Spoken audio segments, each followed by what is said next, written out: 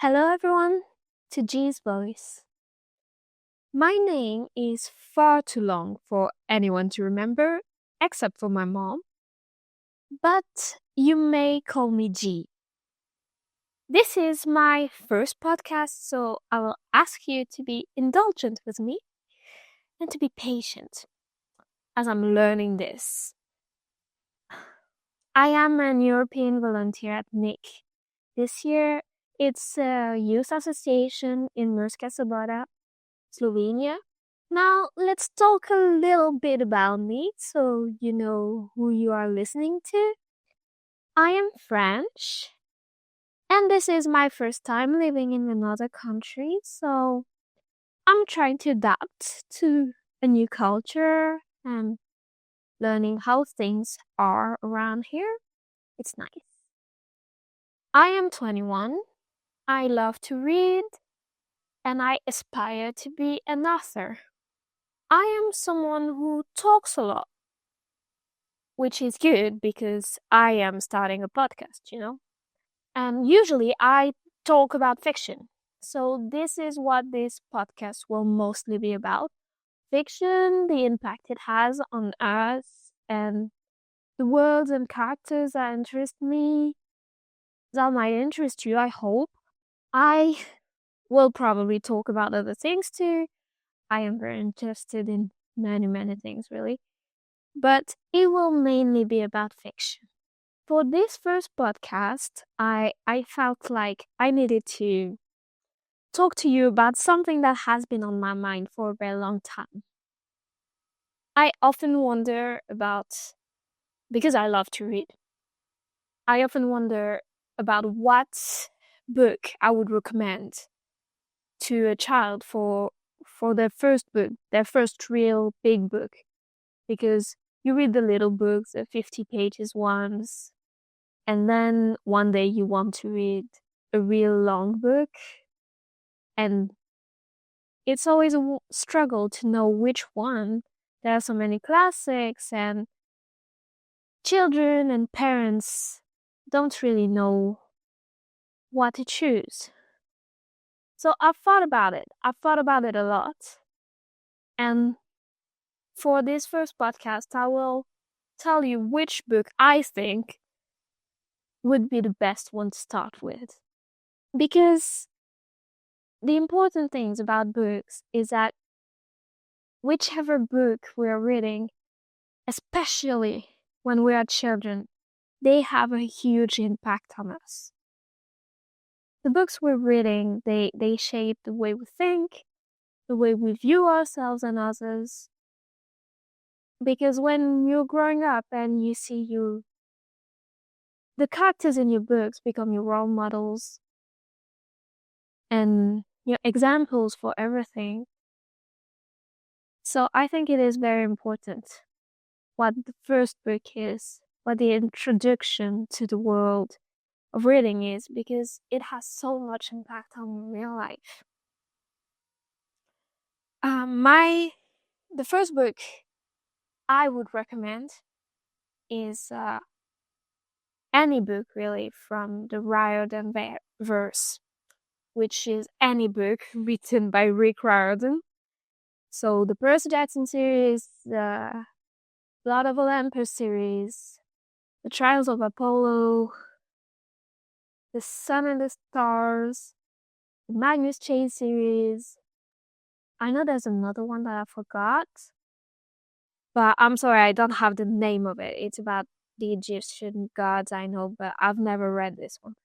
So I think that one of the series by Rick Riordan should be the first long book a child reads.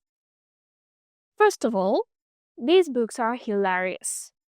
It is a young teenager's humor that will suit any child that is younger than a young teenager. Even if it might not suit every adult, I would still recommend the books because, well, if it doesn't suit you, that's all right. It is children's humor. It's silly, but it's all very funny too. So yeah, it's nice. So First of all, you need a good laugh. So that's very important for first book, I think. But the most important part and the real reason I think this should be the first book a child reads is how important representation is. In these books, no one ever doubts a girl's ability.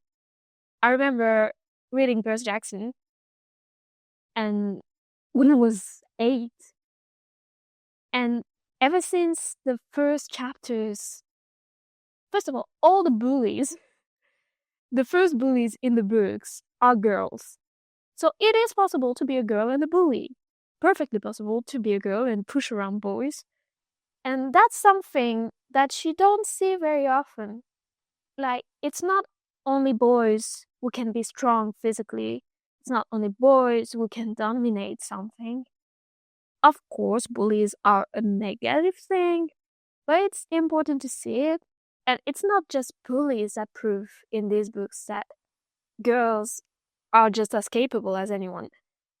One of the main characters, Annabeth, is the most adept character in the 3 main characters.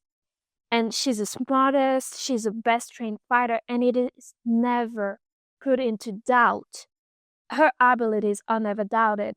And that is something, as a girl growing up, that kept me up. It made me believe that anything was possible, that I could become anything I wanted. And other than that, girls also get to laugh at stupid things the way all 12 years old do in these books. Even though, like, even if you're the smartest character, you're still 12. You're not just serious and everything, you're 12. So you get to laugh at stupid jokes and to make silly jokes and to have bad comebacks, because that's what being a child is about. Annabeth, the character I was telling you about, isn't overly serious. Even though she is the planner of the group, she is brilliant. But she's also silly sometimes. And the same way, do not think that because I'm only talking about girls right now, that boys are left behind or anything. Percy, the main character, is not stupid. Most of his fights are won by outwitting his opponent.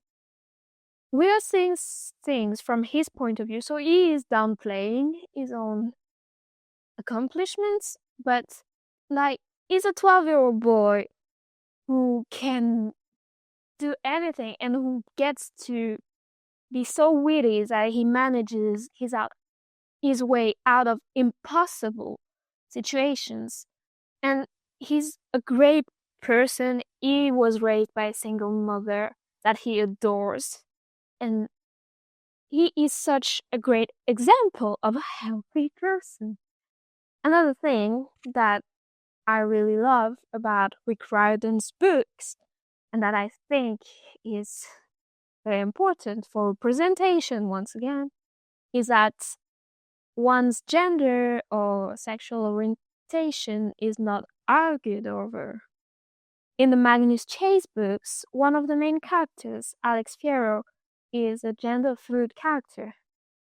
Alex is very explicit about how he or she should be addressed. In the Hammer of Thor, which is the second book of the Magnus Chase series, she has a quote, like, she explains it to the main character.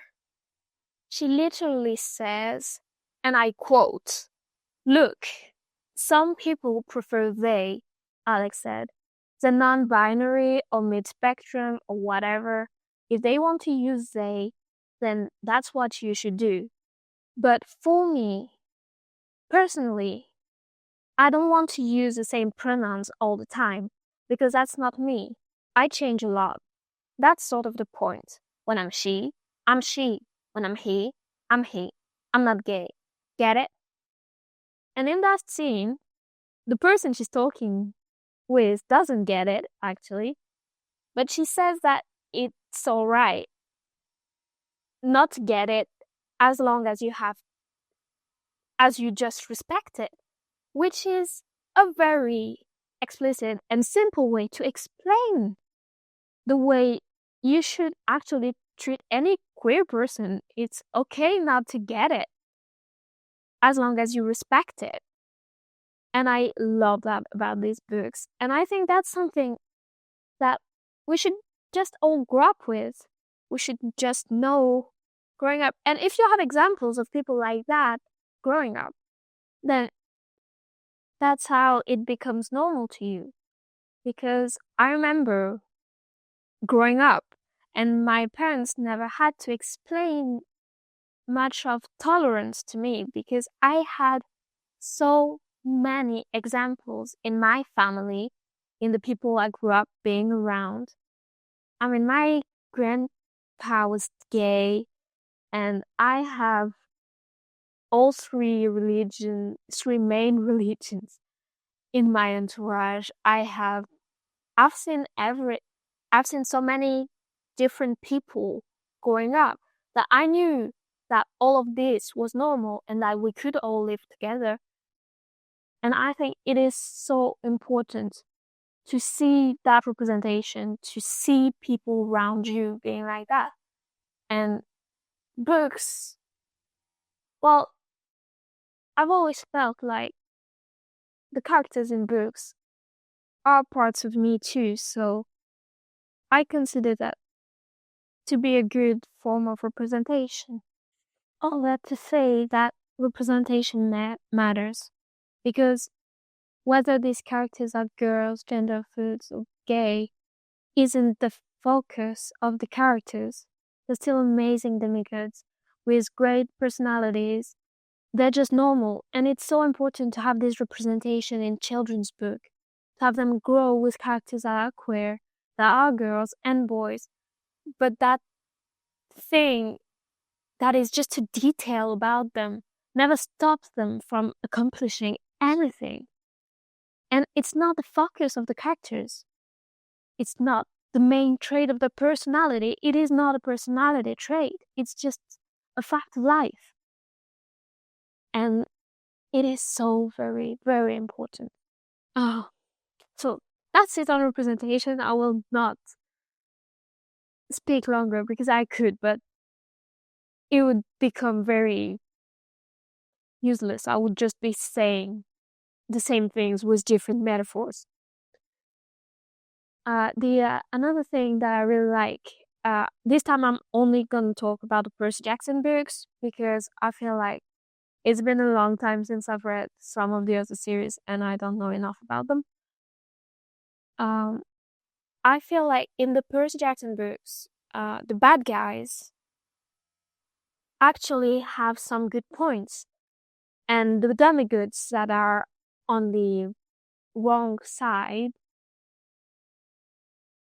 some of the good guys, most of the good guys, the demigods on the good side of it, agree with them. Their reasoning is good. They just disagree with the method. And the question that the main characters face is kinda of choosing the lesser evil between the gods and the titans. And it feels very real because once we get to adulthood, it's what we do. It's what we do when we elect a president or a prime minister, depending on the country. It's what we do when we elect any politician. But it's also what we do every day when we make choices. We very often have to choose a lesser evil. It's not always a good choice, but it's a better choice than the other one, so you choose it. And I feel like that's a good lesson to know, that people sometimes choose different choices. And it's not because they're fundamentally bad. It's just because they're searching for a solution to a problem, and sometimes you don't know how to fix it, and you just try to choose the lesser evil. And sometimes you don't agree on which is a lesser evil too. So I think that is an important lesson to know. There are probably 1,000 other good reasons to read the Percy Jackson books, and 1,000 other good reasons to read another book first, I guess. But it is the choice I would make for any child reading the first real book, because I feel like this book, more than any other, gives everyone a safe space and tells everyone that they're welcome. And it is something I really, really love about them. Well, now you know something about me that, well, actually, a lot of people know how passionate I am about Percy Jackson. But that was your introduction to me. And I feel like this series that has been with me all my life, and that I took one of the books actually with me to Slovenia, is the perfect way to start this podcast. I really hope you liked it, and thank you for listening to me. God knows not everyone does. This is G. Goodbye. I hope something makes you smile today.